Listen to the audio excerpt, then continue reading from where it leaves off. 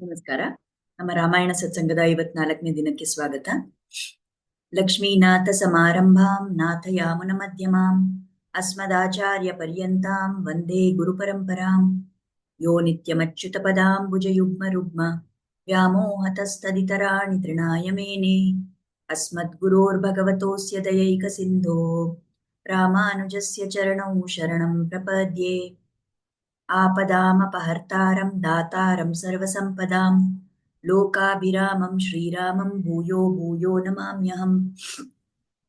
यत्र यत्र रघुनाथकीर्तनं तत्र तत्र कृतमस्तकाञ्जलिं बाष्पवारी परिपूर्णलोचनं मारुतिं नमत राक्षसान्तकम्. कूजन्तं राम रामेति मधुरं मधुराक्षरम् आरुह्य कविताशाखां वन्दे वाल्मीकिकोकिलम्. वेदवेद्ये परे पुंसि जाते दशरथात्मजे वेदप्राच्येत सादासीत् साक्षाತ್ ರಾಮಾಯಣಾತ್ಮನ. ಪ್ರಭು ಶ್ರೀರಾಮಚಂದ್ರ ಹಾಗೂ ಆಚಾರ್ಯರ ಚರಣಗಳಲ್ಲಿ ವಂದಿಸ್ತಾ ಇವತ್ತಿನ ವಿಷಯ ನೋಡೋಣ. ನೆನ್ನೆ ನಾವು ನೋಡಿದ್ವಿ ಯಾವ ರೀತಿಯಲ್ಲಿ ವಿಭೀಷಣನ ಪಟ್ಟಾಭಿಷೇಕ ಆಗುತ್ತೆ. ಆಮೇಲೆ ರಾಮ ಹನುಮಂತನ್ನ ಕಳಿಸಿ ಸೀತೆಗೆ ನೀನ್ ರೆಡಿಯಾಗಿ ಅಲಂಕಾರ ಎಲ್ಲ ಮಾಡ್ಕೊಂಡ್ ಬಾ ಅಂತ ಹೇಳಿ ಕಳಿಸಿದಾನೆ ಅಂತ. ವಿಭೀಷಣ ಹೋಗ್ತಾನೆ ರಾಮನಿಂದ ಸೀತೆಗೆ ಹೋಗಿ, ರಾಮ ಹೇಳಿದ್ದಾರೆ ನೀವ್ ಇವಾಗ ಬರ್ಬೇಕಂತೆ ಅಂತ ಅವನು ಹೋಗಿ ಹೇಳ್ತಾನೆ. ಆಗ ಅವಳು ಬನ್ನಿ ಹೀಗೆ ಹೋಗೋಣ ಅಂತ ಅವಳು ತಯಾರಾಗ್ಬಿಡ್ತಾಳೆ, ಹೊರಡೋಣ ಅಂತ. ಆಗ ವಿಭೀಷಣ ಹೇಳ್ತಾನೆ, ಇಲ್ಲ ರಾಮ ಹೇಳಿದ್ದಾರೆ ನೀವೆಲ್ಲ ಸಿದ್ಧತೆ ಮಾಡ್ಕೊಂಡು ನೀವು ಸ್ನಾನ ಮಾಡಿ ಅಲಂಕಾರ ಎಲ್ಲ ಮಾಡ್ಕೊಂಡು ಬರ್ಬೇಕಂತ. ಸೀತೆಗೆ ಅದ್ರಲ್ಲಿ ಒಂಚೂರು ಇಂಟ್ರೆಸ್ಟ್ ಇಲ್ಲ. ಅವಳು ಇಲ್ಲ, ನನ್ಗೆ ಅದೆಲ್ಲ ಬೇಕಾಗಿಲ್ಲ, ನಾನು ಹೀಗೆ ಇದ್ದಿದ್ದೀನಲ್ಲ, ಇಷ್ಟು ವರ್ಷ ಇಷ್ಟು ತಿಂಗಳು ನಾನು ಹೀಗೆ ಇದ್ದಿದ್ದೀನಿ, ನಾನು ಇದೇ ಸ್ಥಿತಿಯಲ್ಲಿ ಹೋಗ್ಬೇಕು ರಾಮನ್ ಮುಂದೆ ಅಂತಾಳೆ. ಬಟ್ ವಿಭೀಷಣ ಹೇಳ್ತಾನೆ, ಇಲ್ಲ ರಾಮ ಈ ತರ ಆದೇಶ ಮಾಡಿದ್ದಾರೆ ಅಂತ. ಸೊ ಸರಿ, ಅವರು ರಾಮ ಹೇಳಿದ್ಮೇಲೆ ಪತಿಯ ಆದೇಶ ಅಂತ ಅನ್ಕೊಂಡು ಅವಳು ಒಪ್ಕೋತಾಳೆ. ಸ್ನಾನ ಮಾಡಿ ಅಲ್ಲಿರೋ ಸ್ತ್ರೀಯರೆಲ್ಲ ಅವ್ರಿಗೆ ಅಲಂಕಾರ ಎಲ್ಲ ಮಾಡಿದ್ಮೇಲೆ ಪಲ್ಲಕ್ಕಿಯಲ್ಲಿ ಕೂರ್ಸ್ಕೊಂಡು ಸೀತೆನ ಕರ್ಕೊಂಡ್ ಬರ್ತಾರೆ. ಅಲ್ಲಿ ಆ ಸಮಯದಲ್ಲಿ ಏನಾಗುತ್ತೆ, ಆ ಪಲ್ಲಕ್ ಬರ್ತಾ ಇದೆ, ಅದನ್ನ ಹಿಡ್ಕೊಂಡು ಆ ರಾಕ್ಷಸರು ಬರ್ತಾ ಇದ್ದಾರೆ. ಈ ವಾನರರಿಗೆಲ್ಲ ತುಂಬಾ ಒಂದು ಉತ್ಸುಕತೆ, ಏನಪ್ಪಾ ಈ ಸೀತೆ ಯಾರು ಇವಳು, ಇಷ್ಟು ಏನ್ ಇವಳನ್ನ ನೋಡ್ಬೇಕು ನಾವು, ಇವಳಿಗೋಸ್ಕರ ನಾವು ಇಷ್ಟೆಲ್ಲ ನಾವು ಮನೆ ಮಠ ಎಲ್ಲ ಬಿಟ್ಟು ಬಂದು ಇಷ್ಟೆಲ್ಲ ಘೋರ ಯುದ್ಧ ನಡೆದಿದೆ, ಸೀತೆನ್ ನೋಡ್ಬೇಕು ಸೀತೆನ್ ನೋಡ್ಬೇಕು ಅಂತ ಅವ್ರಿಗೊಂದು ಎಕ್ಸೈಟ್ಮೆಂಟು ಆ ವಾನರರಿಗೆ. ಸೊ ಆ ವಾನರರು ಅಲ್ಲಿ ನುಗ್ಗಕ್ ನೋಡ್ತಾ ಇದ್ದಾರೆ, ಆದ್ರೆ ಆ ರಾಕ್ಷಸರು ಅವ್ರನ್ನ ಸೈಡ್ ತಳ್ತಾ ಇದ್ದಾರೆ. ಇದನ್ನೆಲ್ಲ ನೋಡಿ ರಾಮನಿಗೆ ತುಂಬಾ ಬೇಜಾರಾಗುತ್ತೆ, ತುಂಬಾ ಕೋಪ ಬರುತ್ತೆ. ಆಗ ಅವ್ರನ್ನ ಹೇಳ್ತಾನೆ, ಯಾಕೆ ಸೀತೆಗೆ ಪಲ್ಲಕ್ ಯಾಕೆ ಬೇಕು, ಅವಳು ನಡ್ಕೊಂಡೇ ಬರ್ಲಿ ಅಂತ ಹೇಳ್ತಾನೆ. ಇಲ್ಲೇ ಮೊದಲನೇದಾಗಿ ನಮ್ಗೆ ಗೊತ್ತಾಗುತ್ತೆ ಏನೋ ಒಂದು ಅಸಮಾಧಾನ ಇದೆ ಅಂತ. ಸರಿ, ಸೀತೆ ಅಲ್ಲಿ ಪಲ್ಲಕ್ಕಿಂದ ಇಳಿದು ತುಂಬಾ ಆಸೆಯಿಂದ ತುಂಬಾ ಸಂತೋಷವಾಗಿ ಅವಳಿಗೆ ಮುಖದಲ್ಲಿ ಒಂದು ಒಳ್ಳೆ ನಗು ಇಟ್ಕೊಂಡು ಮನ್ಸಲ್ಲಿ ರಾಮನ್ನ ಪ್ರಾರ್ಥನೆ ಮಾಡ್ಕೊಂಡು ತುಂಬಾ ಒಂದು ಆಸಕ್ತಿಯಿಂದ, ಒಂಥರ ಇಷ್ಟು ತಿಂಗಳಾದ್ಮೇಲೆ ನನ್ನ ಸ್ವಾಮಿನ ಹೊರಡ್ತಾ ಇದ್ದೀನಿ ಅಂತ ಖುಷಿಯಲ್ಲಿ ಅವಳು ಬರ್ತಾಳೆ. ಅವಳು ನಡ್ಕೊಂಡ್ ಹತ್ರ ಬಂದಂಗೆ ರಾಮ ಏನ್ ಹೇಳ್ತಾನಂದ್ರೆ, ಯತ್ ಕರ್ತವ್ಯಂ ಮನುಷ್ಯೇಣ ಘರ್ಷಣಾಂ ಪ್ರತಿಮಾರ್ಜತ ತತ್ಕೃತಂ ರಾವಣಂ ಹತ್ವಾ ಮಯೇದಂ ಮಾನಕಾಂಕ್ಷಿಣ. ನಾನು ಈ ಯುದ್ಧವನ್ನ ನಿನಗೋಸ್ಕರ ಮಾಡಿದೀನಿ ಅಂತ ನೀನ್ ಅನ್ಕೋಬೇಡ. ನನಗೆ ರಾವಣ ನನ್ನ ಪತ್ನಿಯನ್ನ ಅಪಹರಣ ಮಾಡ್ಕೊಂಡು ಒಂದು ಅಪಮಾನ ಮಾಡ್ದ. ಆ ಅಪಮಾನ, ಆ ಕಳಂಕ ಹೋಗ್ಬೇಕು, ಯಾರು ನಮ್ಮ ವಂಶದ ಬಗ್ಗೆ ತಪ್ಪಾಗಿ ಮಾತಾಡಬಾರ್ದು, ನನಗಾಗಿರೋ ಅಪಮಾನ ದೂರ ಮಾಡ್ಬೇಕು ಅನ್ನೋ ಕಾರಣಕ್ಕೆ ನಾನು ಇದನ್ನ ಮಾಡಿದೀನಿ. ಈ ಯುದ್ಧ ಎಲ್ಲ ನಡೆದಿದೆ, ನಿನಗೋಸ್ಕರ ಯುದ್ಧ ನಡೀತು ಅಂತ ಅನ್ಕೋಬೇಡ. ನಮ್ಮ ಕುಲಕ್ಕೆ ಯಾವುದೂ ಒಂದು ಕಳಂಕ ಬರ್ಕೂಡ್ದು, ಅದಕ್ಕೆ ನಾನು ಈ ಯುದ್ಧ ಮಾಡಿದ್ದು. ಈಗ ಯುದ್ಧ ಆಗೋಗಿದೆ, ಈ ರಾವಣನ್ನ ಸಂಹಾರ ಮಾಡಾಯ್ತು ನಾನು ಇವಾಗ, ಅದು ನನ್ನ ಕರ್ತವ್ಯ, ನಾನು ಮಾಡಿದೀನಿ. ಈಗ ನೀನು ಏನ್ ನನ್ ಜೊತೆ ಇರ್ಬೇಕು ಅಂತ ಏನ್ ನನ್ಗೆ ಅಪೇಕ್ಷೆ ಇಲ್ಲ. ನೀನ್ ಈ ಇಷ್ಟು ತಿಂಗಳು ನೀನು ಇಲ್ಲಿ ರಾವಣನ ಕಂಟ್ರೋಲ್ ಅಲ್ಲಿ ಇದ್ದಿದೀಯಾ, ಅವ್ರ ಅಶೋಕವನದಲ್ಲಿ ಇದ್ದಿದೀಯಾ. ಆಗ ನೀನ್ ನನ್ ಜೊತೆ ಇರ್ಬೇಕು ಅಂತ ಏನಿಲ್ಲ, ನೀನ್ ಎಲ್ಲಾದ್ರೂ ಹೋಗ್ಬೋದು, ನೀನ್ ಯಾರನ್ನಾದ್ರೂ ನಿನ್ ಪತಿ ಅಂತ ಅನ್ಸ್ಕೋಬಹುದು, ನೀನ್ ಯಾರನ್ನಾದ್ರೂ ಬೇರೆಯವ್ರನ್ನ ವಿವಾಹ ಆಗ್ಬೋದು. ನೋಡು ನಿನ್ಗೆ ಯಾರ್ ಬೇಕು ಅಂತ, ಲಕ್ಷ್ಮಣನ, ಭರತನ, ಶತ್ರುಘ್ನನ, ಇಲ್ಲ ಸುಗ್ರೀವನ, ವಿಭೀಷಣನ, ನಿನಗೆ ಹೆಂಗ್ ಅನ್ಸುತ್ತೋ, ನಿನಗೆ ಯಾರು ಸರಿ ಅನ್ಸ್ತಾರೋ ಅವ್ರ ಜೊತೆ ನಿನ್ ಜೀವನ ನಡ್ಸ್ಕೋ, ನನ್ ಜೊತೆ ನೀನ್ ಇರ್ಬೇಕು ಅಂತ ಇಲ್ಲ ಅಂತ ಹೇಳ್ಬಿಡ್ತಾನೆ ರಾಮ. ಆಗ ಸೀತೆಗೆ ಒಂದು ಆಘಾತ ಆಗ್ಬಿಡುತ್ತೆ, ಏನಿದು ಈ ತರ ಹೇಳ್ತಾ ಇದಾರಲ್ಲ ರಾಮ ಅಂತ. ಎಷ್ಟು ನೀವು ವಿಚಾರ ಮಾಡಿ ನೋಡಿ ಆ ಮನೋಭಾವ ಹೇಗಿರ್ಬೇಕು. ಇಷ್ಟು ತಿಂಗಳು ಅವಳು ತಡ್ಕೊಂಡು ಆ ರಾವಣನ ಅತ್ಯಾಚಾರ ಎಲ್ಲ ತಡ್ಕೊಂಡು ಆ ರಾಕ್ಷಸೀರ ಆ, ಕಷ್ಟ ಕ್ರೂರತೆ ಎಲ್ಲ ತಡ್ಕೊಂಡು ರಾಮ ನನಗ್ ಬಂದ್ ಕರ್ಕೊಂಡು ಹೋಗ್ತಾನೆ ಅನ್ನೋ ಆಸೆಯಿಂದಾನೇ ಅವಳು ಬಾಳ್ತಾ ಇದ್ದಿದ್ದು. ಜೀವನೇ ಬಿಟ್ಬಿಡ್ಬೇಕು ಅನ್ನೋ ಸ್ಥಿತಿಯಲ್ಲಿ ಇದ್ದಿದ್ ಸೀತೆ ಹನುಮಂತ ಹೇಳಿ ಹಿಂಗೋ ಒಂದು ಧೈರ್ಯ ಹಿಡ್ಕೊಂಡು ಇದ್ದಿದ್ದಾಳೆ.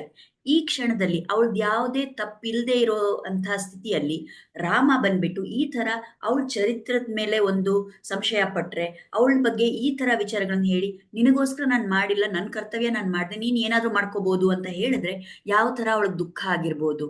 ಅವಳು ತುಂಬಾ ಆಘಾತ ಆಗುತ್ತೆ, ಒಂಥರ ನಡುಗ್ತಾಳೆ ಅವಳು. ಈ ತರ ರಾಮ ಯಾವತ್ತೂ ಅವಳ ಹತ್ರ ಕ್ರೂರವಾಗಿ, ಅವ್ರು ಒಬ್ರೇ ಇರುವಾಗ ಏಕಾಂತದಲ್ಲೇ ಮಾತಾಡಿಲ್ಲ. ಮತ್ತೆ ಇಲ್ಲಿ ಸಾರ್ವಜನಿಕವಾಗಿ ಎಲ್ಲರೂ ನಿಂತ್ಕೊಂಡಿರುವಾಗ ಈ ತರ ಮಾತಾಡ್ತಾ ಇದ್ದಾನಲ್ಲ ರಾಮ, ಏನಾಯ್ತಿದ್ದು ಅಂತ ಅವಳಿಗೇನು ಅರ್ಥ ಆಗಲ್ಲ. ತುಂಬಾ ಅತ್ಯಂತ ದುಃಖ ಆಗತ್ತೆ ಅಷ್ಟೇ. ಆಗ ಅವಳು ಅನ್ಕೋತಾಳೆ, ಈ ತರ ನಾನು ನನ್ ಮೇಲ್ ಏನೂ ತಪ್ಪಿಲ್ದೇ ಇರುವಾಗ ಈ ಅಪವಾದ ನನಗ್ ಬಂದ್ರೆ, ನಾನ್ ಈ ತರ ನನ್ ಮೇಲ್ ಒಂದು ಎಲ್ರೂ ಹೇಳ್ತಾ ಇರೋ ಈ ಸುದ್ದಿ ಕೇಳಿಸ್ಕೊಂಡು ನಾನ್ ಯಾಕೆ ಬಾಳ್ಬೇಕು? ನನ್ ಬಗ್ಗೆ ಈ ತರ ಅಪವಾದ ಇದ್ರೆ ನಾನ್ ಬಾಳೋದ್ರಲ್ಲಿ ಅರ್ಥನೇ ಇಲ್ವಲ್ಲ. ಅದಕ್ಕೆ ಅವಳು ಏನ್ ಹೇಳ್ತಾಳೆ, ಲಕ್ಷ್ಮಣನ್ನ ಕರೀತಾಳೆ. ಚಿತಾಂ ಮೇ ಕುರು ಸೌಮಿತ್ರೆ ವ್ಯಸನಸ್ಯಾಸ್ಯ ಭೇಷಜಂ ಮಿಥ್ಯಾ ಅಪವಾದೋಪಹತ ನಾಹಂ ಜೀವಿತು ಮುತ್ಸಹೆ. ಲಕ್ಷ್ಮಣ, ಇಲ್ಲೊಂದು ಚಿತೆಯನ್ನ ರೆಡಿ ಮಾಡು, ಇಲ್ಲಿ ಅಗ್ನಿಯನ್ನ ರೆಡಿ ಮಾಡು, ನೀನು ನಿರ್ಮಾಣ ಮಾಡು. ಇದು ಒಂದೇ ಈ ಒಂದು ಸ್ಥಿತಿಗೆ ಪರಿಹಾರ, ಇದು ಒಂದೇನೆ. ಯಾಕೆಂದ್ರೆ ನನ್ ಮೇಲೆ ಈ ತರ ಮಿಥ್ಯವಾಗಿ, ಈ ತರ ತಪ್ಪಾಗಿ ನನ್ ಮೇಲೆ ಒಂದು ಅಪವಾದ ಬಂದಾಗ ನಾನ್ ಜೀವಂತವಾಗಿ ಇರೋದ್ರಲ್ಲಿ ಏನು ಅರ್ಥನೇ ಇಲ್ಲ. ನಾನು ಅಗ್ನಿ ಪ್ರವೇಶ ಮಾಡ್ತೀನಿ ಅಂತ ಅವಳು ಹೇಳ್ತಾಳೆ. ಲಕ್ಷ್ಮಣನ್ಗೂ ಶಾಕು, ಯಾಕಂದ್ರೆ ಅವನು ಇಷ್ಟು ತಿಂಗಳು ಅವ್ನು ನೋಡಿದಾನೆ ರಾಮ ಯಾವ ತರ ಸೀತೆಯಿಂದ ದೂರ ಇದ್ದು ಸೀತೆಯ ಗುಣಗಳನ್ನೇ ಅವನು ಹೇಳ್ಕೊಂಡು, ಅವನು ಸೀತೆ ನಾಳೆ ನನಗ್ ಸಿಗ್ತಾಳೆ ಅನ್ನೋ ಆ ಒಂದು ಆಧಾರದ ಮೇಲೆನೆ ಜೀವನ ನಡ್ಸ್ಕೊಂಡ್ ಬಂದಿದ್ದಾನೆ. ಏನೂ ತಿಂಡಿ ತಿಂದಿಲ್ಲ, ಏನೂ ಊಟ ಮಾಡಿಲ್ಲ, ಏನೂ ನಿದ್ದೆ ಮಾಡಿಲ್ಲ, ಯಾವ ತರಾನು ರೆಸ್ಟ್ ತಗೊಂಡಿಲ್ಲ. ಇಷ್ಟೆಲ್ಲ ಬಂದು ಘೋರವಾಗಿ ಯುದ್ಧ ಮಾಡಿ, ಇಷ್ಟೆಲ್ಲ ಗಾಯ ಆಗಿ, ಇಷ್ಟೆಲ್ಲ ಕಷ್ಟಪಟ್ಟು ಈಗ ಈ ತರ ರಾಮ ಏನ್ ಹೇಳ್ತಾ ಇದ್ದಾನೆ ಅಂತ ಲಕ್ಷ್ಮಣನಿಗೂ ತುಂಬಾ ಶಾಕ್ ಆಗುತ್ತೆ. ಅವನು ತಿರುಗಿ ನೋಡ್ತಾನೆ ರಾಮನ್ ಮುಖವನ್ನ, ಏನ್ ಮಾಡ್ಬೇಕು ಅನ್ನೋ ತರ. ಆದ್ರೆ ರಾಮ ಕ್ಲಿಯರ್ ಆಗಿದ್ದಾನೆ, ಅವನೇನು ಒಂದು ಪ್ರತಿಕ್ರಿಯೆನೆ ತೋರ್ಸಲ್ಲ. ಆಗ ಲಕ್ಷ್ಮಣನ್ಗೆ ಅರ್ಥ ಆಗುತ್ತೆ, ಓ ರಾಮನ್ ಮನ್ಸಲ್ಲಿ ಏನೋ ಇದೆ, ಇದು ಸೀತೆ ಹೇಳ್ತಾ ಇರೋದೇ ನಾನ್ ಮಾಡ್ಬೇಕು ಅನ್ನೋದಿದೆ ರಾಮನಿಗೆ. ಸೊ ಅವನು ತುಂಬಾ ದುಃಖವಾಗಿ ಅವನು ಆ ಚಿತೆಯನ್ನ ರೆಡಿ ಮಾಡ್ತಾನೆ, ಆ ಅಗ್ನಿಯನ್ನ ಅಲ್ಲಿ ನಿರ್ಮಾಣ ಮಾಡ್ತಾನೆ. ಆಗ ಸೀತೆ ಏನ್ ಮಾಡ್ತಾಳೆ ಅಂದ್ರೆ, ಒಂದು ಕ್ಷಣ ನಿಂತ್ಕೊಂಡು ಪ್ರಾರ್ಥನೆ ಮಾಡಿ ರಾಮನನ್ನ ಪ್ರದಕ್ಷಿಣೆ ಮಾಡ್ಬಿಟ್ಟು ಆ ಅಗ್ನಿ ಒಳಗೆ ಪ್ರವೇಶ ಮಾಡ್ಬಿಡ್ತಾಳೆ. ಅವಳು ಹೇಳ್ತಾಳೆ, ಕರ್ಮಣ ಮನಸ ವಾಚ ಯಥಾ ನಾತಿ ಚರಾಮ್ಯಹಂ ರಾಘವಂ ಸರ್ವಧರ್ಮಜ್ಞಂ ತಥಾ ಮಾಂ ಪಾತು ಪಾವಕಃ. ಹೇ ಅಗ್ನಿದೇವನೇ, ನಾನು ನನ್ನ ಮನಸ್ಸಿಂದ, ನನ್ನ ಕೃತಿಯಿಂದ, ನನ್ನ ವಾಕಿಂದ ಯಾವ ವಿಧದಲ್ಲೂ ನಾನು ರಾಮನಿಗೆ ದ್ರೋಹ ಮಾಡಿಲ್ಲ ಅನ್ನೋದು ಸತ್ಯ ಆಗಿದ್ರೆ ನೀನು ನನ್ನನ್ನ ಕಾಪಾಡು. ಈ ರಾಮ ಧರ್ಮಜ್ಞ, ಅವನಿಗೆಲ್ಲ ಗೊತ್ತಿದೆ. ಆದ್ರೆ ಈ ತರ ಇವಾಗ ನನ್ನ ಮೇಲೆ ಅಪವಾದ ಇದ್ದಾಗ ನಾನು ಸರಿಯಾಗಿದ್ದೀನಿ, ನನ್ನ ಚರಿತ್ರೆ ಸರಿಯಾಗಿದೆ ಅಂತ ಇದ್ರೆ, ನಾನು ಶುದ್ಧವಾಗಿದ್ದೀನಿ ಅನ್ನೋದು ನಿಜ ಅಂದ್ರೆ ನೀನು ನನ್ನನ್ನು ಕಾಪಾಡು ಅಂತ ಹೇಳ್ಬಿಟ್ಟು ಅವಳು ಅಗ್ನಿ ಒಳಗ್ ಪ್ರವೇಶ ಮಾಡ್ಬಿಡ್ತಾಳೆ. ಅಲ್ಲಿ ನೋಡ್ತಾ ಇರೋರು ಎಲ್ರೂ ಕೂಗಾಡಕ್ ಶುರು ಮಾಡ್ಬಿಡ್ತಾರೆ, ಏನಾಯ್ತು, ಏನಿದು ಏನಿದು ಅಂತ. ರಾಮನಿಗೆ ಕಣ್ಣಲ್ಲೆಲ್ಲ ನೀರು ತುಂಬಿಕೊಳ್ಳುತ್ತೆ, ಆದ್ರೂ ಮುಖ ತುಂಬಾ ಕ್ರೂರವಾಗಿ ಇಟ್ಕೊಂಡು ನಿಂತಿದ್ದಾನೆ ನೋಡ್ಕೊಂಡು ಏನಾಗ್ತಾ ಇದೆ ಅಂತ. ಆ ಕ್ಷಣದಲ್ಲಿ ಆಕಾಶದಲ್ಲಿ ಎಲ್ಲಾ ದೇವತೆಗಳು ಬಂದ್ಬಿಡ್ತಾರೆ. ಅವ್ರು ಬಂದ್ಬಿಟ್ಟು ಅವ್ರ ರಾಮನನ್ನ ಕೇಳ್ತಾರೆ, ಏನ್ ಇದ್ ಮಾಡ್ತಾ ಇದೀಯಾ ನೀನು, ನೀನೇ ಒಂದು ದಿವ್ಯವಾದ ಅಂಶ ಅಲ್ವಾ, ನೀನೇ ಭಗವಂತನೇ, ನೀನ್ ಯಾಕೆ ಈ ತರ ಮಾಡ್ತಾ ಇದೀಯ, ಯಾಕೆ ಈ ತರ ಕೇಳ್ತಾ ಇದೀಯ? ಸೀತೆ ಅನ್ನೋಳು ಸಾಕ್ಷಾತ್ ಲಕ್ಷ್ಮೀ ದೇವಿ, ನಿನಗ್ ಗೊತ್ತಿಲ್ವಾ? ಹೇಗೆ ನೀನ್ ಇದನ್ನ ಹೇಳಕ್ ಸಾಧ್ಯ ಆಯ್ತು? ಹೇಗ್ ನೀನ್ ಸುಮ್ನೆ ನಿಂತಿದ್ಯಾ ಸೀತೆ ಅಗ್ನಿ ಪ್ರವೇಶ ಮಾಡಿದಾಗ ಅಂತ ಕೇಳ್ತಾಳೆ. ಆಗ ರಾಮ ಹೇಳ್ತಾನೆ, ನಾನ್ ದಿವ್ಯವಾದ ವ್ಯಕ್ತಿ, ನಾನು ಪರಮಾತ್ಮ, ನಾನು ದೇವ್ರು ಅಂತೆಲ್ಲ ನಾನು ಅನ್ಕೊಂಡಿಲ್ಲ. ನಾನೇನ್ ಅನ್ಕೋತೀನಿ ಅಂದ್ರೆ, ನನ್ನ ಪ್ರಕಾರ ನಾನು ದಶರಥನ ಪುತ್ರ, ನಾನು ರಾಮ ಅಷ್ಟೇ ಅಂತ ಹೇಳ್ತಾನೆ. ಆತ್ಮಾನಂ ಮಾನುಷಂ ಮನ್ಯೆ ರಾಮಂ ದಶರಥಾತ್ಮಜಂ ಸೋಹಂ ಯತ್ಚಾಹಂ ಭಗವಂಸ್ತದ್ ಬ್ರವೀತು ಮೇ. ನನ್ನ ಪ್ರಕಾರ ನಾನು ದಶರಥನ ಪುತ್ರ, ನನ್ನ ಹೆಸರು ರಾಮ, ಇಷ್ಟೇ ನನಗೆ ಗೊತ್ತಿರೋದು. ನೀವೆಲ್ಲ ದಿವ್ಯವಾದ, ನೀವು ದೇವತೆಗಳು, ನೀವೆಲ್ಲ ಹೇಳ್ತಾ ಇದ್ರೆ ನೀವೇ ಹೇಳಿ ಏನು ಅಂತ, ನನಗ್ ಗೊತ್ತಿಲ್ಲ ಇದ್ರ ಬಗ್ಗೆ ಅಂತ ಹೇಳ್ಬಿಡ್ತಾನೆ. ಆಗ ಬ್ರಹ್ಮ ಅಲ್ಲಿ ನಿಂತ್ಕೊಂಡು ರಾಮನ್ನ ಸ್ತುತಿ ಮಾಡ್ತಾರೆ. ಭವಾನ್ ನಾರಾಯಣೋ ದೇವಃ ಶ್ರೀಮಾನ್ ಚಕ್ರಾಯುಧ ಪ್ರಭು ಏಕಶೃಂಗೋ ವರಾಹಸ್ತ್ವಂ ಭೂತ ಭವ್ಯ ಸಪತ್ ನಜಿತ್. ಶಾಂಗಧನ್ವಾ ಋಷಿಕೇಶಃ ಪುರುಷಃ ಪುರುಷೋತ್ತಮ ಅಜಿತ ಖಡ್ಗ ಸಾರಿ ಅಜಿತ ಖಡ್ಗ ದೃಗ್ ವಿಷ್ಣು ಕೃಷ್ಣಶ್ಚೈವ ಮಹಾಬಲಃ. ಬ್ರಹ್ಮ ಏನ್ ಸ್ತುತಿ ಮಾಡ್ತಾರಂದ್ರೆ, ನೀನು ಸಾಕ್ಷಾತ್ ನಾರಾಯಣನೇ, ನೀನು ಚಕ್ರಾಯುಧ ನಿನ್ ಕೈಯಲ್ಲಿರುತ್ತೆ ಯಾವಾಗ್ಲೂ, ನೀನೇ ವರಾಹನಾಗ್ ಅವತಾರ ತಾಳ್ದೆ, ನೀನೇ ಎಷ್ಟೆಲ್ಲ ಅವತಾರಗಳನ್ನ ತಾಳಿ ಈ ಪ್ರಪಂಚವನ್ನೇ ನೀನ್ ಕಾಪಾಡ್ಕೊಟ್ಟಿದ್ಯಾ, ಶಾರ್ಂಗ ಅನ್ನೋ ಧನುಷನ್ನ ನೀನ್ ಹಿಡ್ದಿರೋನು, ನೀನು ಋಷಿಕೇಶ ಎಲ್ಲಾ ಇಂದ್ರಿಯಗಳ ಮೇಲೆ ಜಯ ಪಡೆದಿರೋನು ನೀನು, ನೀನೇ ಈ ಪ್ರಪಂಚಕ್ಕೆ ನೀನು ಆ ಪರಮಾತ್ಮ, ನೀನ್ ಪುರುಷೋತ್ತಮ, ನೀನು ಎಲ್ಲಾ ಪುರುಷರಲ್ಲೂ ಉತ್ತಮವಾಗಿರೋರ್ನು ನೀನೆ, ನಿನ್ನನ್ನ ಯಾರು ಜಯಿಸಕ್ಕಾಗಲ್ಲ, ನೀನು ಅಜಿತಃ, ನೀನು ಈ ಪ್ರಪಂಚಕ್ಕೆ ಸಂತೋಷ ತರೋನು ನೀನೇನೆ, ಅತಿ ಮಹಾಬಲವಾಗಿರೋನು ನೀನೆ ಅಂತ ಈ ತರ ಬೇರೆ ಬೇರೆ ರೀತಿಯಲ್ಲಿ ಬೇರೆ ಬೇರೆ ಶ್ಲೋಕಗಳಿಂದ ಬ್ರಹ್ಮ ರಾಮನ ಸ್ತುತಿ ಮಾಡ್ತಾರೆ. ಆಮೇಲೆ ಅಗ್ನಿ ದೇವತೆ ಅಲ್ಲಿ ಬರ್ತಾನೆ, ಅಲ್ಲಿ ಅಗ್ನಿ ಒಳಗೆ ಅಗ್ನಿ ದೇವತೆ ಬರ್ತಾರೆ. ಅವನ್ ಏನ್ ಹೇಳ್ತಾರೆ ಅಂದ್ರೆ, ಅಬ್ರವಿತ್ತು ತದಾ ರಾಮಂ ಸಾಕ್ಷಿ ಲೋಕಸ್ಯ ಪಾವಕಃ ಏಷಾ ತೇ ರಾಮ ವೈದೇಹಿ ಪಾಪಮಸ್ಯಾಂ ನ ವಿದ್ಯತೆ. ರಾಮ, ಇವಳು ನಿನ್ನ ಸೀತೆ, ನಿನ್ನ ವೈದೇಹಿ, ಇವಳನ್ನ ಕರ್ಕೋ ನೀನು, ಅವಳಲ್ಲಿ ಯಾವ ಪಾಪನೂ ಇಲ್ಲ, ಅವಳು ಶುದ್ಧವಾಗಿದ್ದಾಳೆ, ನಾನು ಅಗ್ನಿದೇವತೆ, ನಾನು ಈ ಇಡೀ ಪ್ರಪಂಚಕ್ಕೆ ನಾನು ಸಾಕ್ಷಿಯಾಗಿರೋನು, ನಾನು ಹೇಳ್ತಾ ಇದ್ದೀನಿ ಅಂತ ಸೀತೆಯನ್ನ ವಾಪಸ್ ಕೊಡ್ತಾನೆ. ನೋಡಿದ್ರೆ ಆಶ್ಚರ್ಯ ಏನಂದ್ರೆ, ಆ ಸೀತೆಗೆ ಒಂದ್ ಸ್ವಲ್ಪನೂ ಎಲ್ಲೂ ಏಟಾಗಿಲ್ಲ, ಗಾಯ ಆಗಿಲ್ಲ, ಏನಿಲ್ಲ. ಅವಳು ಎಷ್ಟು ಶುದ್ಧತೆಯಿಂದ ಒಳಗೆ ಹೋಗಿದ್ಲೋ ಅಷ್ಟೇ ಶುದ್ಧತೆಯಿಂದ ಹೊರಗೆ ಬಂದಿದ್ದಾಳೆ. ಇಲ್ಲಿ ಅಗ್ನಿದೇವತೆ ಹೇಳೋ ಒಂದ್ ವಿಷಯ ನಾವು ಗಮನಿಸ್ಕೋಬೇಕು, ಅದ್ ಯಾಕೆ ಅಂತ ಆಮೇಲೆ ಹೇಳ್ತೀನಿ. ತೇ ರಾಮ ವೈದೇಹಿ ಅಂತ, ನಿನ್ನ ಸೀತೆ, ನಿನ್ನ ವೈದೇಹಿ ಅಂತ ಹೇಳ್ಬಿಟ್ಟು ಕೊಡ್ತಾರೆ ಅಗ್ನಿದೇವತೆ. ಇದು ಕೇಳಿಸ್ಕೊಂಡಿದ್ ಕೂಡ್ಲೆ ರಾಮನಿಗೆ ತುಂಬಾ ಸಂತೋಷ. ಸರಿ, ಒಂದ್ ಕಡೆಯಲ್ಲಿ ದೇವತೆಗಳೆಲ್ಲ ಹೇಳಾಯ್ತು, ಸೀತೆಗೆ ಯಾವ ತಪ್ಪು ಇಲ್ಲ, ಸೀತೆ ಕಡೆಯಿಂದ ಅವಳು ಚರಿತ್ರವತಿಯಾಗೇ ಇದ್ದಾಳೆ, ಅವಳಿಗೆ ಯಾವ ಪಾಪನೂ ಅಂಟ್ಕೊಂಡಿಲ್ಲ ಅಂತ ಅಗ್ನಿದೇವನು ಹೇಳಿದ್ದಾನೆ. ಈಗ ರಾಮ ಹೇಳ್ತಾನೆ, ನನಗೂ ಗೊತ್ತು ಸೀತೆ ಶುದ್ಧವಾಗಿದ್ದಾಳೆ, ಸೀತೆ ಸರಿಯಾಗಿದ್ದಾಳೆ ಅನ್ನೋದು ನನಗೂ ಗೊತ್ತು, ಆದ್ರೆ ನಾನೇನಾದ್ರೂ ಅವಳು ಬಂದಿದ್ದು ಅದೇ ಸ್ಥಿತಿಯಲ್ಲಿ ಅವಳು ನಾನು ಕರ್ಕೊಂಡಿದ್ದಿದ್ರೆ ಈ ಪ್ರಪಂಚದಲ್ಲೋ ಜನ ಎಲ್ಲ ಇದಾರಲ್ಲ, ಅವರು ನನ್ನನ್ನ ತಪ್ಪಾಗಿ ತಿಳ್ಕೊಳ್ಳೋರು. ಅವ್ರೇನ್ ಅನ್ಕೊಳ್ತಾ ಇದ್ರು ಅಂದ್ರೆ, ಈ ರಾಮ ನೋಡು ಎಷ್ಟು ಮೂರ್ಖ, ಇವಳು ಯಾವುದೋ ರಾಕ್ಷಸನ ಕಂಟ್ರೋಲ್ ಅಲ್ಲಿ ಇದ್ದಿದ್ದಾಳೆ ಇಷ್ಟು ತಿಂಗಳು, ಅವಳನ್ನ ಒಂಚೂರು ಒಂದು ಪರೀಕ್ಷೆ ಮಾಡ್ದೇನೆ ಕರ್ಕೊಂಡ್ಬಿಟ್ಟಿದಾನಲ್ಲ ಅಂತ, ನಾನೇನೋ ತುಂಬಾ ಕಾಮವಶನಾಗಿ ಈ ತರ ಒಂದು ಕೃತಿ ಮಾಡಿದೀನಿ ಅಂತ ಅನ್ಕೊಳ್ತಾ ಇತ್ತು ಪ್ರಪಂಚ. ಅದಕ್ಕೆ ನಾನು ಇದನ್ನ ನಡೆಸಿದ್ದು, ಈ ಒಂದು ನಾಟಕ ತರ ಇದನ್ನ ನಡೆಸಿದ್ದು ಅಂತ ಹೇಳ್ತಾನೆ. ಬಾಲೀಶೋ ಬತ ಕಾಮಾತ್ಮ ರಾಮೋ ದಶರಥಾತ್ಮಜ ಇತಿ ವಕ್ಷ್ಯತಿ ಮಾಂ ಲೋಕೋ ಜಾನಕೀಮ ವಿಶೋಧ್ಯಹಿ. ಈ ರಾಮ, ದಶರಥನ ಪುತ್ರನಾಗಿರೋ ರಾಮ, ಇವನ್ ಮೂರ್ಖ, ಇವನ್ ಸುಮ್ನೆ ಹೀಗೆ ಅವಳನ್ನ ಕರ್ಕೊಂಡ್ಬಿಟ್ಟಿದ್ದಾನೆ ಅಂತ ಪ್ರಪಂಚದಲ್ಲಿ ಜನ ಮಾತಾಡೋರಲ್ಲ, ಅದನ್ನ ತಡೆಯೋದಕ್ಕಂತ ನಾನು ಇದೆಲ್ಲ ಮಾಡಿದ್ದು ಅಂತ ಹೇಳ್ತಾನೆ. ಈಗ ಈ ಘಟನೆಯ ಬಗ್ಗೆ ಆಚಾರ್ಯರು ನಮ್ಗೇನು ಒಂದು ವಿಷಯಗಳನ್ನ ತಿಳಿಸ್ತಾರೆ ಅಂತ ನೋಡೋಣ. ಈ ಅಗ್ನಿ ಪ್ರವೇಶ ಆಗಿದ್ದು, ಈ ರಾಮ ಸೀತೆಗೆ ಅಗ್ನಿ ಪರೀಕ್ಷೆ ಮಾಡಿಸಿದ್ದು, ಇದ್ರ ಬಗ್ಗೆ ಇಲ್ಲಿ ತನಕ ಎಷ್ಟು ವಾದ ವಿವಾದ ನಡೀತಾನೇ ಇರುತ್ತೆ ಅಲ್ಲ. ಆದ್ರೆ ನಾವು ಆಚಾರ್ಯರು ಹೇಳಿರೋ ವಿಷಯಗಳನ್ನ ಅರ್ಥ ಮಾಡ್ಕೊಂಡಾಗ ನಮಗ್ ಗೊತ್ತಾಗುತ್ತೆ ನಾವು ಯಾವ ಒಂದು ಭಾವದಿಂದ ಇದನ್ನ ನೋಡ್ಬೇಕು ಅಂತ. ಈಗ ನಾವು ಸ್ಟಾರ್ಟಿಂಗ್ ಅಲ್ಲಿ ನೋಡಿದ್ವಿ, ಸೀತೆ ನಾನು ಇರೋ ಸ್ಥಿತಿಯಲ್ಲೇ ಬರ್ತೀನಿ ಅಂತ ಹೇಳಿದ್ಲಲ್ಲ, ಆದ್ರೆ ವಿಭೀಷಣ ಏನ್ ಹೇಳ್ದ, ಇಲ್ಲ ರಾಮನ ಆದೇಶ, ನೀನ್ ಅಲಂಕಾರ ಮಾಡ್ಕೊಂಡು ಬರ್ಬೇಕು ಅಂತ. ಯಾತಕ್ಕೋಸ್ಕರ ರಾಮ ಅಲಂಕಾರ ಮಾಡ್ಕೊಂಡ್ ಬಾ ಅಂತ ಹೇಳಿದ್ದು ಅಂದ್ರೆ, ಇಲ್ಲಿ ಆಚಾರ್ಯರು ಹೇಳ್ತಾರೆ, ರಾಮನಿಗೆ ಗೊತ್ತಿತ್ತು ಈಗ ಮುಂದೆ ಸೀತೆ ಬರ್ತಾಳೆ, ಅವಳ ಮೇಲೆ ಕೋಪಿಸ್ಕೊಂಡಂಗ ಅವ್ನ್ ನಡ್ಸ್ಕೋಬೇಕು, ಅವನ್ ಅದನ್ನ ತೋರ್ಸ್ಬೇಕು, ಒಂಥರ ಆಕ್ಟಿಂಗ್ ಮಾಡ್ಬೇಕಾಗಿದೆ. ಆ ಸಮಯದಲ್ಲಿ ಅವಳು ಆ ಹರ್ಕಲ್ ಬಟ್ಟೆ, ಆ ಒಂಥರ ಕ್ಲೀನ್ ಆಗಿ ಇಲ್ದೇ ಇರೋ ಅವಸ್ಥೆ, ಅವಳು ಹೇಗಿದ್ಲೋ ಇಷ್ಟು ತಿಂಗಳು ಆ ತರ ದೀನವಾಗಿ ಹಂಗ್ ಬಂದ್ರೆ ಅವನಿಗೆ ಆ ಕೋಪ ಬರ್ಸ್ಕೊಳಕ್ಕೆ ಕಷ್ಟ, ಅದಕ್ಕೆ ಅಲಂಕಾರ ಎಲ್ಲ ಮಾಡ್ಕೊಂಬಾ ಅಂತ ಹೇಳ್ತಾನೆ. ಆಮೇಲೆ ಅವಳಲ್ಲಿ ಬಂದಾಗ ಒಂದ್ ಮಾತು ಹೇಳ್ತಾನೆ ರಾಮ, ಪ್ರಾಪ್ತ ಚಾರಿತ್ರ ಸಂದೇಹ ಮಮ ಪ್ರತಿ ಮುಖೇ ಸ್ಥಿತ ದೀಪೋ ನೇತ್ರಾತು ರಸ್ಯೇವ ಪ್ರತಿಕೂಲಾಸಿ ಮೇ ದೃಢಂ. ನೀನ್ ಈಗ ನನ್ ಮುಂದೆ ನಿಂತಿದೆಯಲ್ಲ, ನಿನ್ನ ಚರಿತ್ರದ ಬಗ್ಗೆ ಸಂದೇಹ ಇರುವಾಗ ನೀನ್ ಈ ತರ ನಿಂತಿರೋದು ನನ್ಗೆ ಅಸಹ್ಯವಾಗಿದೆ. ಯಾವ ತರ ಅಂದ್ರೆ, ಯಾರಿಗಾದ್ರೂ ಒಬ್ರಿಗೆ ದೃಷ್ಟಿಯಲ್ಲಿ ಏನೋ ಕೊರೆ ಇದ್ದವ್ರಿಗೆ ಹೇಗೆ ಒಂದ್ ದೀಪವನ್ನ ನೋಡಿದ್ರೆ ಅವ್ರಿಗೆ ನೋವು ಆಗುತ್ತಲ್ಲ ಕಣ್ಣಿಗೆ, ಆ ತರ ನನಗ್ ನಿನ್ನನ್ ನೋಡಿ ಅನಿಸ್ತಾ ಇದೆ ಅಂತ ಹೇಳ್ತಾನೆ.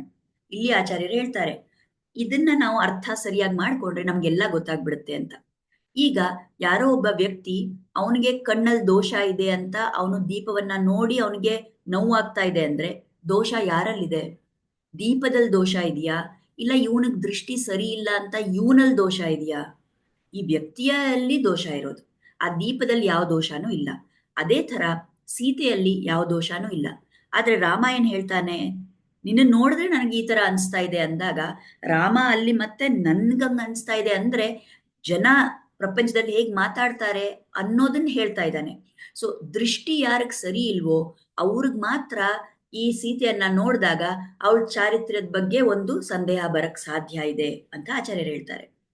ಈ ಸೀತೆ ಆ ಅಗ್ನಿ ಪ್ರವೇಶ ಮಾಡ್ಬೇಕಾಯ್ತು, ಅಗ್ನಿ ಪರೀಕ್ಷೆ ಕೊಡ್ಬೇಕಾಯ್ತು. ಯಾತಕ್ಕೋಸ್ಕರ ಅಂದ್ರೆ ಆಚಾರ್ಯರು ಹೇಳ್ತಾರೆ ಮುಖ್ಯವಾಗಿ ಅವಳು ಆ ಸಮಯದಲ್ಲಿ ಆ ಮಾರೀಚ ಬಂದು ಆ ಮಾಯಾ ಜಿಂಕೆ ರೂಪದಲ್ಲಿ ಬಂದು ಅಲ್ಲಿ ಹೋಗ್ಬಿಟ್ಟು ಹಾ ಸೀತೆ ಹಾ ರಾಮ ಅಂತ ಕೂಗ್ದಾಗ ಅವಳು ಲಕ್ಷ್ಮಣನ ಹೋಗು ಅಂದ್ಲು. ಲಕ್ಷ್ಮಣ ಹೋಗಕ್ ತಯಾರಿರ್ಲಿಲ್ಲ. ಆಗ ತುಂಬಾ ಕ್ರೂರವಾಗಿ ತುಂಬಾ ಅಪಮಾನ ಮಾಡಿದ ರೀತಿಯಲ್ಲಿ ಲಕ್ಷ್ಮಣನ್ ಮೇಲೆಲ್ಲ ಅಪಚಾರ ಆಗೋ ತರ ಮಾತಾಡಿದ್ಲಲ್ವಾ ಸೀತೆ. ಆ ಭಾಗವತ ಅಪಚಾರವನ್ನ ಪ್ರಾಯಶ್ಚಿತ್ತವಾಗಿ ಅದಕ್ಕೋಸ್ಕರ ಅವಳು ಈ ಅಗ್ನಿ ಪರೀಕ್ಷೆ ಕೊಡ್ಬೇಕಾಯ್ತು ಅಂತ ಹೇಳ್ತಾರೆ. ಅಂದ್ರೆ ಭಗವಂತನಿಗೆ ತನ್ನ ದೇವಿಯಾದ್ರೂ ಪರವಾಗಿಲ್ಲ, ಆದ್ರೆ ತನ್ನ ಭಕ್ತರನ್ನ ಯಾರಾದ್ರೂ ಅಪಚಾರ ಮಾಡಿದ್ರೆ, ಯಾರಾದ್ರೂ ಅಪಮಾನ ಮಾಡಿದ್ರೆ ಅಂಥವ್ರಿಗೆ ಶಿಕ್ಷೆ ಸಿಗ್ಲೇಬೇಕು ಅನ್ನೋದು ಭಗವಂತನ ಭಾವ. ಈಗ ನಾವು ನಿಜವಾದ ರೀತಿಯಲ್ಲಿ ನೋಡಿದ್ರೆ ರಾಮ ಆಗ್ಲಿ ಸೀತೆ ಆಗ್ಲಿ, ಸೀತೆಗೆ ಖಂಡಿತ ಅವಳು ಮಹಾಲಕ್ಷ್ಮಿ ದೇವಿಯ ಸ್ವರೂಪ ಅಂದಾಗ ಅವಳು ಅಪಚಾರ ಮಾಡಕ್ ಸಾಧ್ಯನೇ ಇಲ್ಲ. ಮತ್ ನಾವು ಇಷ್ಟ ದಿನ ಹೇಳ್ಕೊಂಡ್ ಬಂದಿದ್ದೀವಿ ಅಲ್ಲ, ಮಾತೆಗೆ, ತಾಯಿಗೆ, ದೇವಿಗೆ ಯಾವಾಗ್ಲೂ ಭಕ್ತರ ಮೇಲೆ ಕನಿಕರ ಜಾಸ್ತಿ ಅಂತ. ಆದ್ರೆ ಇಲ್ಲಿ ಆ ರೋಲ್ ತಗೊಂಡಿದ್ದಾಳೆ, ಒಂದ್ ಜೀವಾತ್ಮ ತರ ಒಂದು ಪಾತ್ರ ತಗೊಂಡಿದ್ದಾಳಲ್ವಾ ಸೀತೆ. ಆಗ ಭಾಗವತ ಅಪಚಾರ ಮಾಡಿದ್ರೆ, ಭಕ್ತರ ಅಪಚಾರ ಮಾಡಿದ್ರೆ ಯಾವ ರೀತಿ ಒಂದು ಪಾಪ ಬರುತ್ತೆ, ಯಾವ ರೀತಿ ಒಂದು ಶಿಕ್ಷೆ ಸಿಗುತ್ತೆ ಅಂತ ನಮಗ್ ತೋರಿಸ್ಕೊಡಕ್ಕೆ ಆ ಪಾತ್ರವನ್ನ ಸೀತೆ ತಗೊಂಡಿದ್ಲು. ಸೊ ಇಲ್ಲಿ ಆಚಾರ್ಯರು ಹೇಳೋದು, ಅವಳು ಸೀತೆ ಯಾವಾಗ ಲಕ್ಷ್ಮಣನ್ನ ಆ ತರ ತಪ್ಪಾಗಿ ಮಾತಾಡಿದ್ಲಲ್ಲ, ಆ ಅಪಚಾರಕ್ಕೆ ಅವಳಿಗೆ ಶಿಕ್ಷೆ ಸಿಗ್ಬೇಕಿತ್ತು. ಅದಕ್ಕೋಸ್ಕರ ಈ ಅಗ್ನಿ ಪ್ರವೇಶ ನಡಿಬೇಕಾಯ್ತು. ಇದರಿಂದ ನಮಗೊಂದು ಪಾಠ ಏನಂದ್ರೆ, ನಾವು ಯಾವಾಗ್ಲೂ ಭಗವತ್ ಅಪಚಾರವನ್ನ ಮಾಡಬಾರ್ದು. ಯಾರೇ ಭಗವಂತನ ಭಕ್ತರಿರ್ಲಿ, ಅವರ ಭಗವಂತನ ದಾಸರಿರ್ಲಿ, ಅವ್ರ ಬಗ್ಗೆ ನಾವು ತಪ್ಪಾಗಿ ನೆನ್ಸ್ಕೋಬಾರ್ದು, ತಪ್ಪಾಗಿ ಮಾತಾಡ್ಲೂಬಾರ್ದು, ಅವ್ರನ್ನ ಬೈಬಾರ್ದು, ಅವ್ರನ್ನ ಇನ್ಸಲ್ಟ್ ಮಾಡಬಾರ್ದು. ಅವ್ರ ಬಗ್ಗೆ ನಾವು ಬೇರೆಯವ್ರಿಗೆ ತಪ್ಪ ವಿಷಯಗಳನ್ನ ತಿಳಿಸಿ ಅವ್ರಿಗೆ ಅಪಮಾನ ಮಾಡೋ ತರ ಖಂಡಿತ ಯಾವತ್ತೂ ಮಾಡಬಾರ್ದು. ಈಗ ಬಹಳಷ್ಟು ಸಲ ನಾವು ಅಂತೀವಿ, ನಾನ್ ಯಾರ ಬಗ್ಗೆ ತಪ್ಪು ಮಾಡಿದ್ನೋ ಅವ್ರೇನ್ ಭಕ್ತರಲ್ಲ ಅಂದ್ಬಿಡ್ತೀವಿ ಅಲ್ಲ. ಆದ್ರೆ ನಮಗ್ ಗೊತ್ತಿಲ್ಲ ಯಾರ ಭಕ್ತರು ಯಾರ ಭಕ್ತರಲ್ಲ ಅನ್ನೋದು ನಮಗ್ ಗೊತ್ತಾಗಲ್ಲ. ಯಾಕೆಂದ್ರೆ ನಮ್ಮ ದೃಷ್ಟಿ ತುಂಬಾ ಸಂಕುಚಿತವಾಗಿದೆ. ಅವರಲ್ಲಿ ಎಷ್ಟು ಭಕ್ತಿ ಇದೆ ಅಂತ ಜಡ್ಜ್ ಮಾಡೋದಕ್ಕೆ ನಮಗ್ ಕ್ಷಮತೆ ಇಲ್ಲ, ಭಗವಂತನಿಗೆ ಗೊತ್ತು. ಆಮೇಲೆ ಆಚಾರ್ಯರು ಹೇಳೋದು, ಈಗ ಒಬ್ಬ ವ್ಯಕ್ತಿ ನಮ್ ಕಣ್ ಮುಂದೆ ನಮ್ಗ ಅವ್ರ ಭಕ್ತರ ತರ ಕಾಣದೇ ಇರ್ಬೋದು, ಆದ್ರೆ ಅವ್ರ ಮನಸ್ಸೊಳಗೆ ಅವ್ರ ಭಾವ ಹೇಗಿದೆ ಅಂತ ನಮಗ್ ಗೊತ್ತಾಗಲ್ಲ. ಅವ್ರು ನೆನ್ನೆ ಭಕ್ತರಾಗಿದ್ದಿರ್ಬೋದು, ಅವ್ರು ಹೋದ್ ಜನ್ಮದಲ್ಲಿ ಭಕ್ತರಾಗಿದ್ದಿರ್ಬೋದು, ಇಲ್ಲ ಅವ್ರು ಮುಂದೆ ಬರೋ ಕಾಲದಲ್ಲಿ ಭಕ್ತರಾಗ್ತಾರೆ, ಅಥವಾ ಮುಂದಿನ ಜನ್ಮದಲ್ಲಾದ್ರೂ ಆಗೇ ಆಗ್ತಾರೆ. ಅದ್ ನಮಗ್ ಗೊತ್ತಿಲ್ಲ. ಸೊ ಯಾರೇ ಒಬ್ಬ ವ್ಯಕ್ತಿ ನೋಡಿದ್ರೆ ನಾವು ಇವರು ಭಗವಂತನ ಭಕ್ತರು ಅನ್ನೋ ಭಾವದಿಂದಾನೇ ನಾವು ಅವ್ರ ಹತ್ರ ನಡ್ಕೋಬೇಕು. ಸೊ ಯಾರನ್ನೂ ನಾವು ತಪ್ಪಾಗಿ ಮಾತಾಡಬಾರ್ದು, ಯಾರ ಹತ್ರನೂ ಅಪಚಾರ ಪಡಬಾರ್ದು. ಅದು ನಾವು ಕಲ್ತ್ಕೋಬೇಕು ಅನ್ನೋದಕ್ಕೆ ಈ ಲೀಲೆಯನ್ನ ನಡೆಸಿರೋದು ಅಂತ ಹೇಳ್ತಾರೆ ಆಚಾರ್ಯ. ಇನ್ನೊಂದು ವಿಷಯ ಇದೆ, ಅದು ವಾಲ್ಮೀಕಿ ರಾಮಾಯಣದಲ್ಲಿ ಹೇಳಲಿಲ್ಲ, ಆದ್ರೆ ಪಾದ್ಮ ಪುರಾಣದಲ್ಲಿ ಮತ್ತು ವೆಂಕಟಾಚಲ ಮಹಾತ್ಮ್ಯಂ ಅನ್ನೋ ಗ್ರಂಥದಲ್ಲಿ ಈ ವಿಷಯ ಹೇಳಿದೆ. ಸೀತೆ ಮತ್ತು ರಾಮ ಅವ್ರಿಗೆ ಗೊತ್ತಿತ್ತು, ಈಗ ಆ ಜನಸ್ಥಾನದಲ್ಲಿ ಆ ರಾಕ್ಷಸರ ವಧ ಎಲ್ಲ ಆದ ನಂತರ ಈಗ ರಾವಣನ ಎಂಟ್ರಿ ಆಗುತ್ತೆ, ಈಗ ನೆಕ್ಸ್ಟ್ ರಾವಣ ಸಂಹಾರ ಆಗ್ಬೇಕು. ಸೊ ಏನ್ ನಡೆಯುತ್ತೆ ಅನ್ನೋದು ಅವ್ರಿಗೆ ಗೊತ್ತಾಗಿತ್ತು. ಆಗ ಅವ್ರು ಮುಂಚೆನೆ ಮಾತಾಡಿ ಅದನ್ನ ಪ್ಲಾನ್ ಮಾಡಿ ಇಟ್ಕೊಂಡಿದ್ರು. ಸೊ ಯಾವಾಗ ರಾವಣ ಬಂದ್ನೋ ಆ ಸಮಯದಲ್ಲಿ ಈ ಸೀತೆ ಅಗ್ನಿ ಒಳಗೆ ಪ್ರವೇಶ ಮಾಡಿ ಅಲ್ಲಿ ಅಗ್ನಿ ಹತ್ರ ಅವಳು ಸುರಕ್ಷಿತವಾಗಿದ್ಲು. ಆದ್ರೆ ಅಗ್ನಿ ಏನ್ ಮಾಡಿದ್ರು ಅಂದ್ರೆ, ಅಗ್ನಿ ದೇವತೆ ಮಾಯಾ ಸೀತೆ ಅಂತ ಒಂದು ರೂಪವನ್ನ ಹೊರಗಡೆ ತಂದಿಟ್ಟಿದ್ರು. ಆ ಮಾಯಾ ಸೀತೆ ಯಾರು?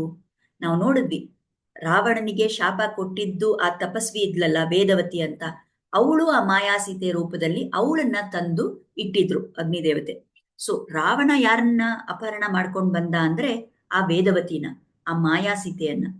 ಈಗ ರಾವಣ ಸಂಹಾರ ಎಲ್ಲ ನಡೆದ ನಂತರ ಮತ್ತೆ ವೇದವತಿ ಹೇಳ್ದಂಗೆ ಅವಳು ಶಾಪ ಕೊಟ್ಟಂಗೆನೆ ಅವಳಿಂದಾನೇ ಈ ರಾವಣನ ಸಂಹಾರ ಆಯಿತು ಅಲ್ವಾ. ಸೊ ಈಗ ಆ ವೇದವತಿ ಪುನಃ ವಾಪಸ್ ಹೋಗ್ಬಿಟ್ಟು ಅಗ್ನಿ ಒಳಗೆ ನಿಜವಾದ ಸೀತೆ ರಾಮನಿಗೆ ಸಿಗ್ಬೇಕಲ್ವಾ. ಅದಕ್ಕೋಸ್ಕರ ಈ ಅಗ್ನಿ ಪ್ರವೇಶದ ಒಂದು ಲೀಲೆಯನ್ನ ನಡೆಸ್ಬಿಟ್ಟು ಆ ಮಾಯಾ ಸೀತೆ ಅಗ್ನಿ ಒಳಗೆ ಹೋಗ್ತಾಳೆ, ನಿಜವಾದ ಸೀತೆ ಹೊರಗಡೆ ಅಗ್ನಿ ದೇವತೆ ಕರ್ಕೊಂಡ್ಬರ್ತಾರೆ.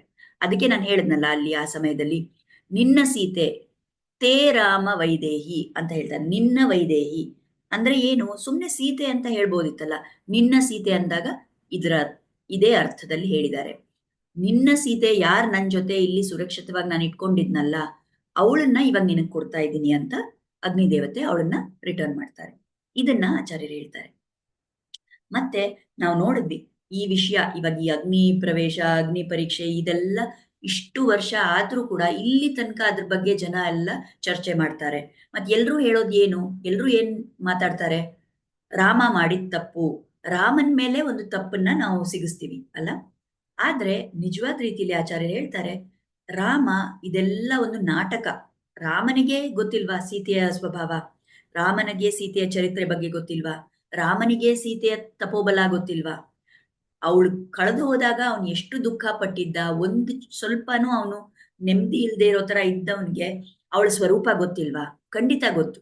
ಆದ್ರೆ ಯಾತಕ್ಕೋಸ್ಕರ ಇದೆಲ್ಲ ನಡೆಸಿದ್ದು ಈ ಲೀಲೆನ, ಯಾಕೆಂದ್ರೆ ದೇವತೆಗಳು ಎಲ್ರೂ, ಅಗ್ನಿ ದೇವತೆ ಬೇರೆಲ್ಲ ದೇವತೆಯರು ಬಂದು ಸೀತೆಗೆ ಯಾವುದು ಪಾಪ ಇಲ್ಲ, ಸೀತೆ ಶುದ್ಧವಾಗೇ ಇದ್ದಾಳೆ ಅಂತ ಅವರೆಲ್ಲ ಹೇಳ್ಬೇಕು. ಅದನ್ನ ರಾಮ ಅಪೇಕ್ಷೆ ಪಟ್ಟಿದ್ದ. ಮುಂದೆ ಯಾರು ಒಬ್ರು ಕೂಡ ಸೀತೆ ಹತ್ರ ಬೆರಳು ತೋರಿಸಿ ಅವಳು ತಪ್ಪಾಗಿದ್ದಾಳೆ, ಅವಳಲ್ಲಿ ಏನೋ ಒಂದು ದೋಷ ಇತ್ತು ಅಂತ ಹೇಳ್ಕೂಡ್ದು. ಆ ಉದ್ದೇಶದಿಂದ ರಾಮ ಈ ತ್ಯಾಗ ಮಾಡಿದ್ದು. ನನ್ನನ್ನು ಬೈಕೊಂಡ್ರು ಬೈಕೊಳ್ಳಿ, ಯುಗಗಳಗಟ್ಲೆ ನನ್ನನ್ನು ಬೈಕೊಂಡ್ರು ಬೈಕೊಳ್ಳಿ, ಯಾವ ಕಾಲಕ್ಕಾದ್ರೂ ರಾಮ ಮಾಡಿದ ತಪ್ಪು ಅಂತ ಹೇಳಲಿ, ಆದ್ರೆ ಸೀತೆ ಮೇಲೆ ಒಬ್ರು ಯಾರು ತಪ್ಪಾಗಿ ಹೇಳಬಾರ್ದು ಅನ್ನೋ ಉದ್ದೇಶದಿಂದ, ಆ ಪರಮ ತ್ಯಾಗದಿಂದ, ಆ ಭಾವದಿಂದ ರಾಮ ಈ ಒಂದು ನಾಟಕವನ್ನ ನಡೆಸಿದ್ದು. ಸೊ ಇಲ್ಲಿ ತನಕ ನಾವು ನಿಜವಾಗ್ಲೂ ಹಂಗೆ ಮಾಡ್ತಾ ಇದೀವಲ್ಲ, ಯಾರು ಇವಾಗ ಸೀತೆ ತಪ್ಪು ಅಂತ ಹೇಳಲ್ಲ, ರಾಮನ್ ಮೇಲೆ ಎಲ್ರು ಗುರಿ ಇಡೋದು ಅಲ್ಲ. ಸೊ ಈ ಉದ್ದೇಶದಿಂದ ಸೀತೆ ಮೇಲೆ ಯಾರು ಹೇಳ್ಬಾರ್ದು. ಈ ಕೆಲವರು ಸರಿ ನಾವು ನಮ್ ಮಗು ಏನೋ ಒಂದು ಎಲ್ಲೋ ಹೊರಗಡೆ ಹೋಗಿದ್ದಾಗ ಏನೋ ಒಂದು ಮಾಡಿರುತ್ತೆ, ಆಗ ಅವ್ರು ಯಾರೋ ಬೇರೆಯವ್ರು ನಮಗ್ ಕಂಪ್ಲೇಂಟ್ ಮಾಡಕ್ ಬಂದಾಗ ನಾವೇನ್ ಮಾಡ್ತೀವಿ, ಅವ್ರು ನನ್ ಮಗುನ್ ಬೈಬಾರ್ದು ಅಂತ ಹೇಳಿ ನಾವೇನ್ ಮಾಡ್ತೀವಿ, ನಾನೇ ಬೈಯಕ್ ಶುರು ಮಾಡ್ಬಿಡ್ತೀನಿ ಅಲ್ಲ. ನಾನ್ ಬೈದಾಗ ಅವ್ರು ಏನಂತಾರೆ, ಅಯ್ಯೋ ಪಾಪ ಮಗು ತಾನೆ, ಬೇಡ ಏನು ಹೇಳ್ಬೇಡಿ, ಅದೇನ್ ತಪ್ಪು ಮಾಡಿಲ್ಲ ಅಂತ ಹಂಗ್ ಹೇಳ್ಬಿಡ್ತಾರೆ. ಅದೇ ಒಂಥರ ಭಾವ, ಆ ಭಾವದಿಂದ ರಾಮ ತಾನೇ ಇಷ್ಟೆಲ್ಲ ಕ್ರೂರವಾಗಿ ಮಾತಾಡ್ಬಿಟ್ಟ, ಇದೆಲ್ಲ ನಡ್ಸ್ಕೊಟ್ಬಿಟ್ಟ, ಸೊ ದ್ಯಾಟ್ ಯಾರು ಸೀತೆ ಮೇಲೆ ಒಂದು ದೋಷ ತೋರಿಸಬಾರ್ದು ಅಂತ. ಸೊ ಇಷ್ಟೆಲ್ಲ ವಿಷಯಗಳು ನಮ್ಗೆ ಆಚಾರ್ಯರ ಕೃಪೆಯಿಂದ ನಮಗೆ ಅರ್ಥ ಆಗುತ್ತೆ. ಇಲ್ಲ ಅಂದ್ರೆ ನಾವು ಕೂಡ ಸಾಮಾನ್ಯವಾದ ಜನದ ತರ, ಓ ರಾಮ ಏನ್ ತಪ್ಪು ಮಾಡ್ದ, ಯಾಕೆ ರಾಮ ಆ ತರ ಸಂಶಯ ಪಟ್ಟ ಅಂತ ಅನ್ಕೊಳ್ತಾ ಇದ್ವಿ. ರಾಮನ ಮನ್ಸಲ್ಲಿ ಸಂಶಯ ಇಲ್ಲ, ಆದ್ರೆ ಪ್ರಪಂಚದಲ್ಲಿ ಯಾರು ಜನ ಅದನ್ನ ಹೇಳ್ಬಾರ್ದು ಅನ್ನೋ ಕಾರಣದಿಂದ ಇದೆಲ್ಲ ಲೀಲೆಯನ್ನ ನಡೆಸಿದ್ದು ದೇವರು ಭಗವಂತ ಮತ್ತು ದೇವಿಯವರು ಸೇರಿ. ಸೊ ಇದನ್ನ ನಾವು ಅರ್ಥ ಮಾಡ್ಕೋಬೇಕು. ಆಚಾರ್ಯರ ಕೃಪೆಯಿಂದ ನಮ್ಗೆ ಇದೆಲ್ಲ ಅರ್ಥ ಮಾಡ್ಕೊಳಕ್ ಒಂದು ಅವಕಾಶ ಸಿಗ್ತಾ ಇದೆ. ಅದಕ್ಕಾಗಿ ಆಚಾರ್ಯರು, ಪ್ರಭು ಶ್ರೀರಾಮ, ಸೀತಾ ದೇವಿ ಅವ್ರ ಚರಣಗಳಲ್ಲಿ ನಾವು ಕೃತಜ್ಞತೆಯನ್ನ ಸಲ್ಲಿಸೋಣ. ಅವರ ಆಶೀರ್ವಾದ ಸದಾ ನಮ್ಮ ಮೇಲಿರ್ಲಿ ಅಂತ ಪ್ರಾರ್ಥನೆ ಮಾಡೋಣ. ಮಂಗಳಂ ಕೋಸಲೇಂದ್ರಾಯ ಮಹನೀಯ ಗುಣಾಬ್ಧಯೇ ಚಕ್ರವರ್ತಿ ತನೂಜಾಯ ಸಾರ್ವಭೌಮಾಯ ಮಂಗಳಂ.